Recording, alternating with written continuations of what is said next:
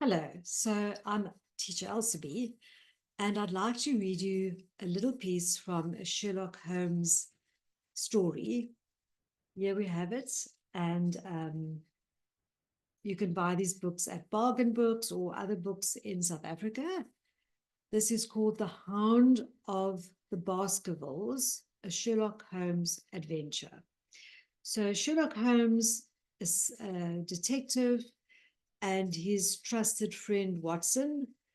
I'll read from chapter 1, which starts Mr. Sherlock Holmes. So these books are typically enjoyed by teenagers. Mr. Sherlock Holmes, however, is not a teenager. He is a gentleman, an English gentleman, and Watson is his assistant. So it starts like this. Mr. Sherlock Holmes, who was usually very late in the mornings, save upon those infrequent occasions when he stayed up all night, was seated at the breakfast table. I stood upon the hearthrug and picked up the stick which our visitor had left behind him the night before. It was a fine, thick piece of wood, bulbous headed, of the sort which is known as a Penang lawyer. Just under the head was a broad silver band nearly an inch across. To James Mortimer, MRCS, from his friends of the CCH, was engraved upon it, with the date 1884. It was just such a stick as the old-fashioned family practitioner used to carry, dignified, solid, and reassuring. Well, Watson, what do you make of it? Holmes was sitting with his back to me, and I had given him no sign of my occupation. How did you know what I was doing? I believe you have eyes in the back of your head. I have at least a well-polished silver-plated coffee pot in front of me, said he. But tell me, Watson, what do you make of our visitor's stick? Since we have been so unfortunate as to miss him and have no notion of his errand, this accidental souvenir becomes of importance. Let me hear you reconstruct the man by an examination of it.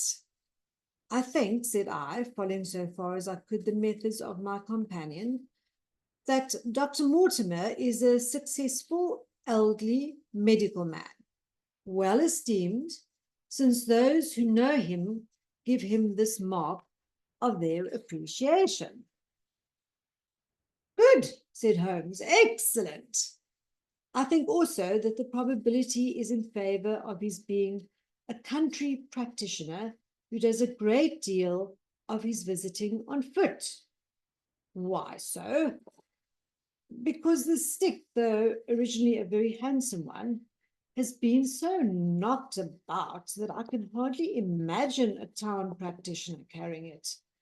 The thick iron ferrule is worn down, so it is evident that he has done a great amount of walking with it. Perfectly sound, said Holmes. And then again, there is the friends of the CCH.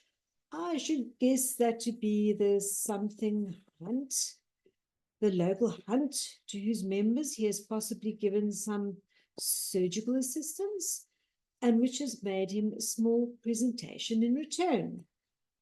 Really, Watson, you excel yourself, said Holmes, pushing back his chair and lighting a cigarette. I'm bound to say that in all the accounts which have been so good as to give of my own small achievements, you have habitually underrated your own abilities. It may be that you are not yourself luminous, but you are a conductor of light. Some people without possessing genius have a remarkable power of stimulating it. I confess, my dear fellow, that I am very much in your debt. He had never said as much before, and I must admit that his words gave me keen pleasure, for I had often been piqued by his indifference to my admiration and to the attempts which I had made to give publicity to his methods. I was proud too to think that I had so far mastered his system as to apply it in a way which earned his approval. He now took the stick from my hands and examined it for a few minutes with his naked eyes. Then, with an expression of interest, he laid down his cigarette and, carrying the cane to the window, he looked over it again with a convex lens. Interesting, though elementary, said he, as he returned to his favorite corner of the settee. There are certainly one or two indications upon the stick. It gives the basis for several deductions. Has anything escaped me? I asked with some self importance. I trust that there's nothing of consequence which I have overlooked. I'm afraid, my dear Watson, that most of your conclusions were erroneous. When I said that you stimulated me, I meant, to be frank, that in noting your fallacies, I was occasionally guided towards the truth. So I'm going to stop there. This is chapter 1 in Sherlock Holmes, a Sherlock Holmes novel. And as you can hear, what's exciting about this is even though the main character, our hero, Sherlock Holmes, is not a teenager, what he has going with his friend Watson is, you could probably say, a type of sort of boisterous and buoyant and banter infused relationship with his helper Watson.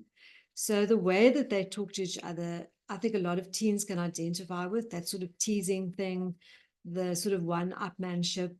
So it makes this read really fun. The fact that they two people that are always debating things and two people that are together, that makes it a fun read. And the print is very, very small though, compared to a Nancy Drew book. So that tells you that it might also be suitable for readers that are not teenagers, who are a bit older.